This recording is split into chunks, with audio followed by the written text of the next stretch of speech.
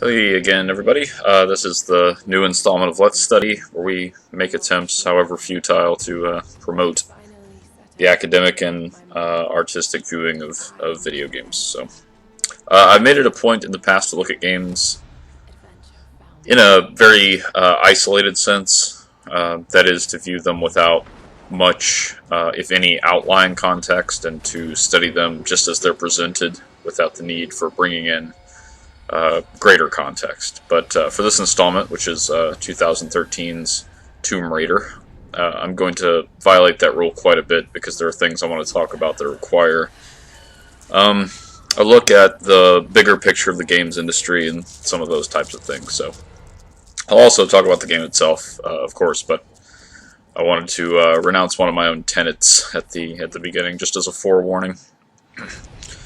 And another thing I won't spend much time focusing on is the idea that Lara is female, because as noble as my cause is, this is still YouTube, and trying to have a discussion on gender in this field is sadly never worth the trouble. So, her being female, whatever that entails in this game, in this industry, in this everything, is a bigger question, and it's a valid one, but again, I'm not going to waste my time with it.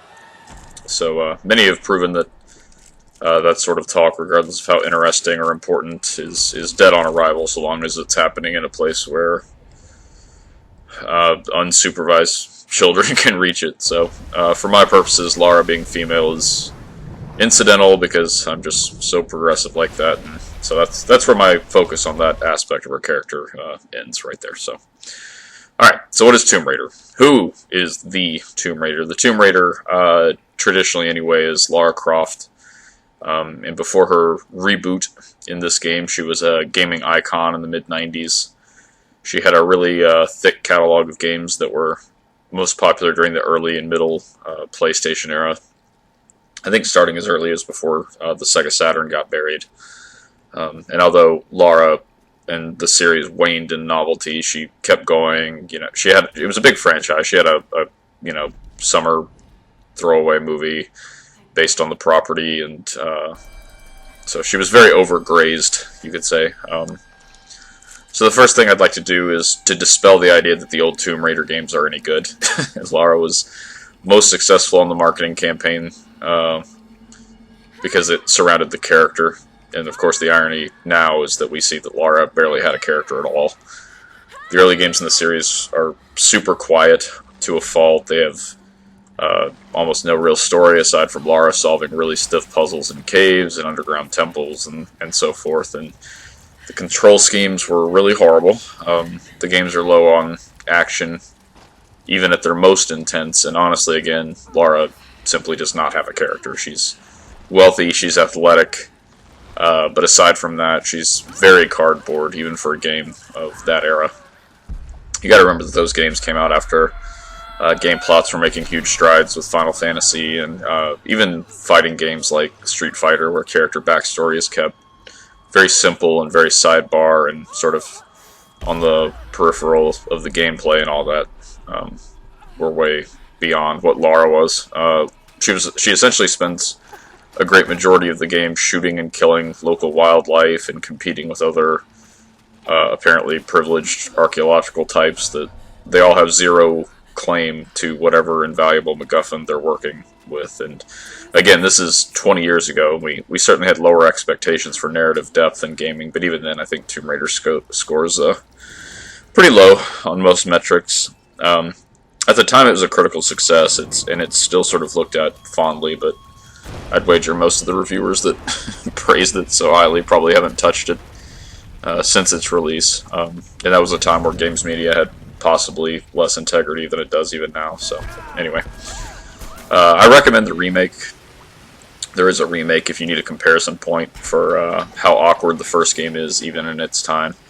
I believe it came out the same year as Super Mario 64, Crash Bandicoot, maybe the first or second Crash Bandicoot, and the original Resident Evil, Biohazard, was also close to that time. So, I mean, Tomb Raider just isn't as good as any of those games, and obviously quite a few others. So, but on a more positive note, if there were ever a character or story or idea that needed revisiting, it was Lara Croft and it was Tomb Raider. And reboots are Very often, arbitrary money machines. Superhero franchises are the most egregious right now. We don't need another Spider-Man story or another Superman story or another Incredible Hulk story, but they reset them and retell what is essentially the same story with minor variation because it's profitable. And this Tomb Raider game is an example, a rare example of an idea that is both rebooted and inspired a little bit. Lara is obviously a profitable entity. The franchise made a lot of money, even as it dwindled further into irrelevance in the early aughts. So why not imagine Tomb Raider? Why not give Lara Croft a reason to exist, and in some ways to exist for the first time? Lara before was essentially no one. Her success is essentially attributed to being an attractive female in a male-dominated creative space in 1995 or 1996. And that was just before the internet became completely ubiquitous. So we've seen a lot of other female protagonists and properties since then in games that were more attractive and in better games relative to their peers since then, and those games haven't had a fraction of success that the Tomb Raider franchise has. I think Nilin, I think she's called from Remember Me, is a great example. Beyond Good and Evil is as known as much for its failure to sell, despite quality at this point, as it ever was for anything else. So I think Tomb Raider succeeded in 1995 or 1996 or whenever. In 1999 or 2000, it's probably irrelevant. So what about... enough about the market influence, basically. Let's move on from that, for at least for now. Let's talk about the new Lara, the one that has a right to succeed and to exist, because again, she, for the first time, has character. Who is this new Lara? What is she doing? Why should we care? Is the game any good? Why is the game good, if so?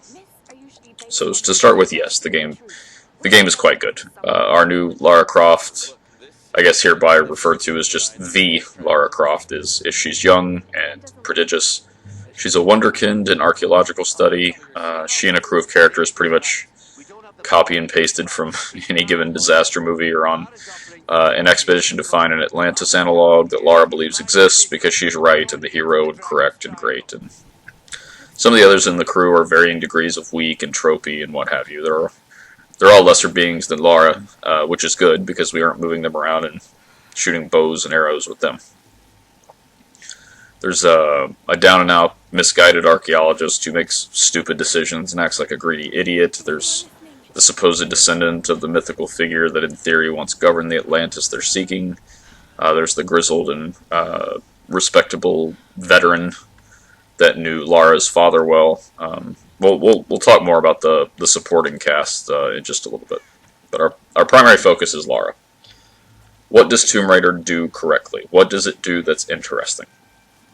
Well, the basis for the entire existence of this recreation of Lara and her story lies in giving her something of substance, giving her something that gives validity to whatever legendary exploits she is predestined to achieve in her later life. She's already Lara Croft, and Lara Croft, as a name, is untouchable. She's the Tom Brady of digging up crazy shit. She sold X million copies. But at this point in our collective sort of cultural thought sphere, she's also a bit of a has-been. We need to see why she still matters. And the game smartly spends zero time in the prologue with Lara packing bags, or sitting in a lecture hall debating with a professor, or any of the other kind of slow-burning exposition that it could have mistakenly tried to use. She spends the first 5 minutes of this game nearly drowning, nearly dying in a shipwreck, and this does a great job of setting the tone for her, what her new identity is. That not of an arbitrary legend, not of the best ever finder of stuff, but of survival. Someone who has actual superhuman ability to withstand the punishment and the pain that life supplies. And it's extremely easy to empathize with Lara from the get-go. She has plausible theories she wants to test. She's hyper-intelligent. She's focused. She's charismatic. And nothing she's partaking in seems of her own undoing. Her only flaw is being a fantastic human being, which is great and wonderful, especially in contrast to her former other universe or whatever self. the one that wore sunglasses in the center of the earth for some reason. So Lara Croft is shipwrecked with a handful of her mates, and for various reasons they're going to be completely separated. And although Lara will see them here and there, she's going this journey mostly alone, mercifully.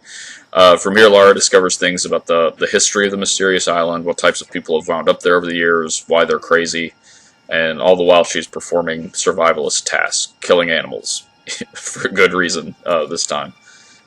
Providing first aid to injured peers, being resourceful, and so on. Woman versus wild. And this is the crux of the gameplay, the story, and of Lara's newfound character. And it's an excellent character. She seems like an extremely virtuous and likable individual. But the universe, for one reason or another, has put her in impossible circumstances. We have been put in impossible circumstances, and it's extremely rewarding to experience likable Lara's journey through these things. And Lara can do a handful of things already. This game is her origin story, but we don't begin with her birth, which is smart. It's always a sign a decent writer is present when a story doesn't begin at the beginning. We don't need to see her first day of school. Lara already has a decent idea of how to use a bow and arrow. She can inflate a life jacket. She can tie her shoes. Whatever. The game doesn't spend time where it doesn't need to. But it also doesn't ignore that some of her learned skills are there. She hears memories of her being taught to shoot a bow, for instance. She gains that credibility without spending time on something that slows down the action of the game itself, which is clever.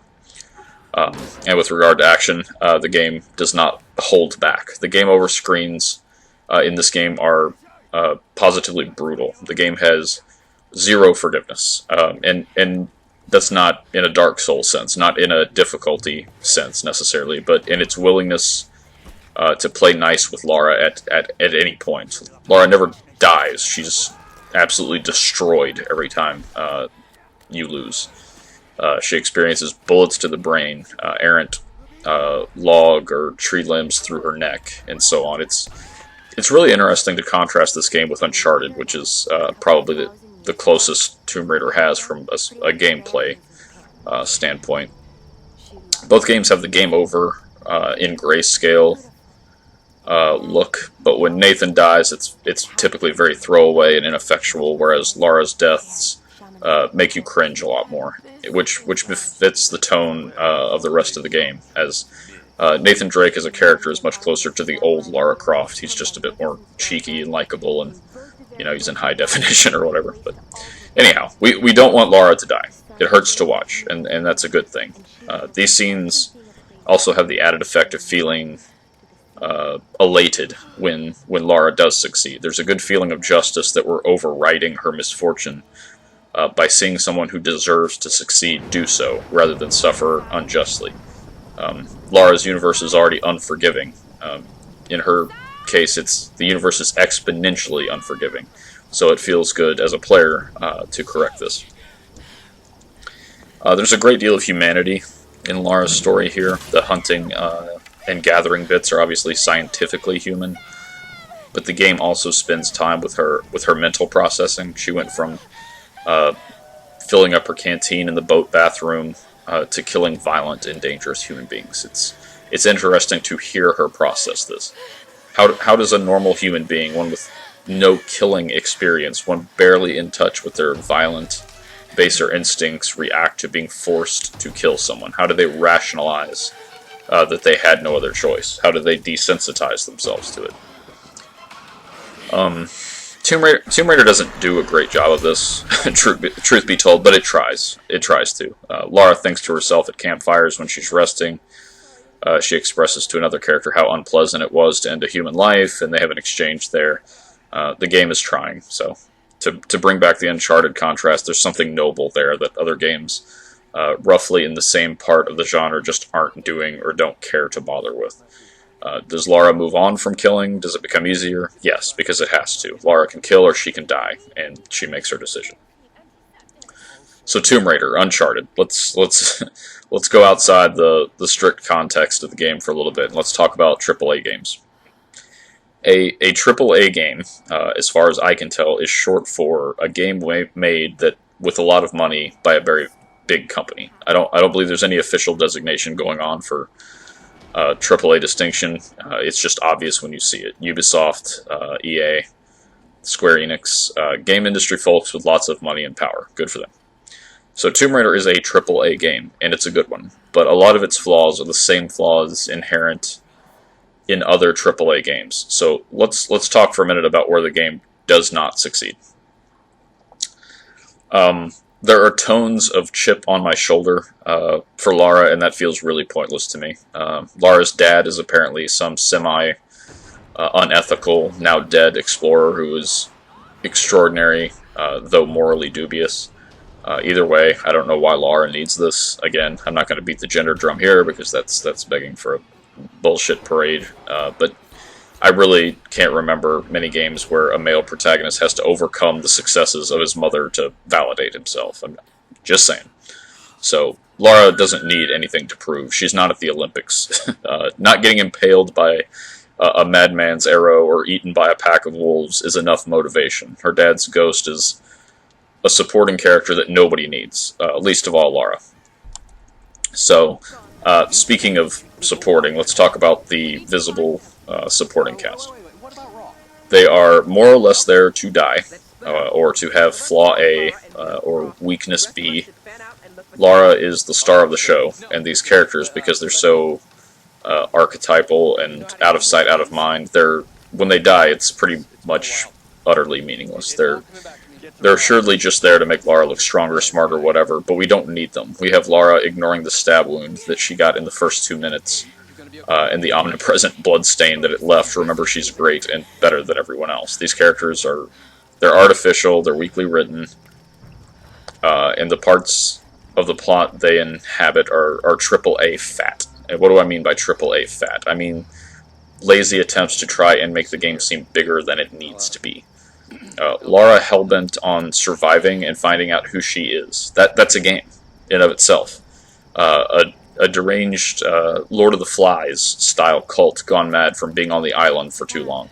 That's a great concept. It makes for some easy, believable monsters for Lara to sneak past or to shoot at.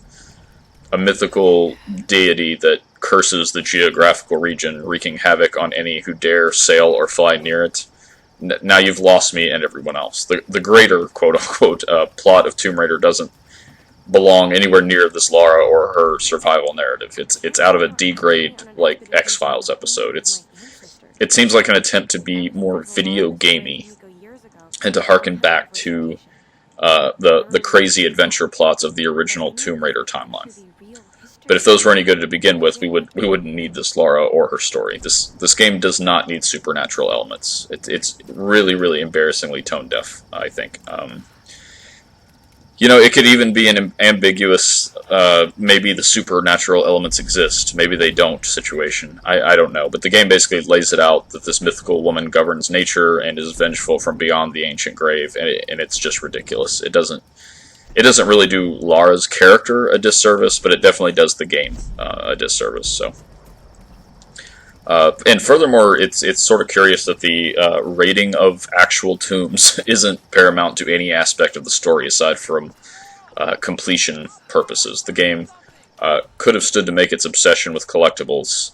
In this game, she gathers relics, artifacts, journal entries, GPS coordinates, breadcrumbs, bloody everything Lara collects, and those could have mattered a lot more to her survival scope. She collects salvage to upgrade her gear and such, but most of her collectibles are extremely arbitrary, which is another AAA gaming tell. The idea that quote-unquote gamers are driven by achievements or high scores or whatever, and that's pretty off. You could tell it's something that someone clueless thought was a good idea that really isn't.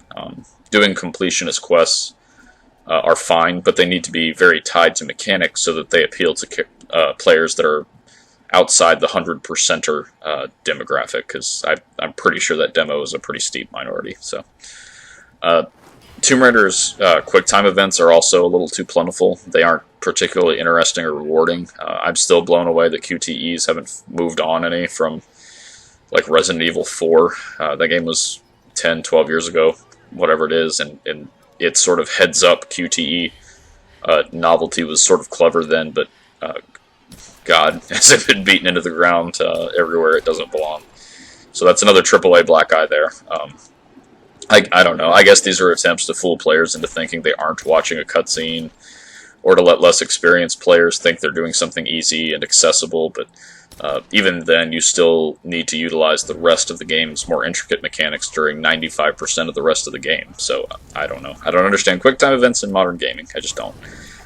They have a place, I'm sure, but I don't know where it is, and I know it isn't in any of the places I always see them. So, and as a final AAA quibble, the set pieces of this game. The game does have some good sense of pacing because it often allows Lara to simply traverse a brook or peer into a quiet cave. Things in that mode. But man, it's hard to believe for anybody to believe that Lara could be surprised like the 25th time she grabs a ledge and it comes loose, or it breaks and sends her off a cliff dangling, or a crash plane or whatever. It's too overused. It loses all effect after the first couple tries. If we know it's going to fail and that she's going to be in peril, we stop caring. And AAA games don't care. They just want to show off action set pieces and wow you with explosions and whatever else. But it's really tasteless and insecure, and this game does quite a bit of it. But for all that, Lara as a character at least escapes pretty much unscathed here. The game has a lot of ho-hum design choices, so it's good that Lara survives all those things to emerge as someone worthy of the popularity she's accumulated in gaming culture over the last 20 years. So good for her, good for the character. And hopefully the reboots we see in the future will be more like Tomb Raider, where there's a character and a story that desperately wants to be met, wants to be given proper treatment and interest, as opposed to a story we've all seen and heard before. And hopefully Lara's timeline in the modern age here will become less tiresome and through the motions as her first iteration. It's going to be interesting to see if the character can continue to be adventurous without becoming annoying and stale. It will be a lot harder to empathize with Lara the inevitable like 4th or 5th time she finds herself at machine gun point in a forgotten, cursed jungle in the undiscovered region of, wherever. So, anyhow, thank you all for listening to me run my mouth about this game, this character, and reboots and games in general. If you feel like being nice and pretentious with me in real time, my Twitch channel is located in the description. So feel free to stop in, say hello. I have a nice bunch of regulars there, and we love to discuss gaming, though it's obviously a little more lighthearted than this. So until next time, be happy, be well, survive while you're at it.